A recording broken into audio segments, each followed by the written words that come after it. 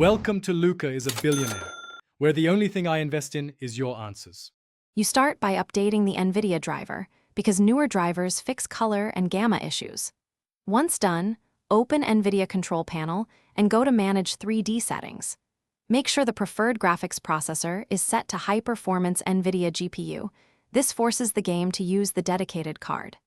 Next, create a game-specific profile for Dead by Daylight so global presets do not interfere. This gets you ready to change brightness and color controls without affecting other titles. Now change color controls to make Dead by Daylight visibly brighter. In Adjust Desktop Color Settings, apply changes to the game profile only. This avoids system-wide shifts.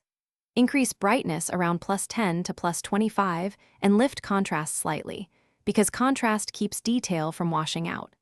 Then boost digital vibrance to roughly 58% to 75% to improve color separation and perceived brightness. Once these values look right, lock them in and test an in-game. Finish by launching Dead by Daylight and adjusting in-game brightness or HDR options.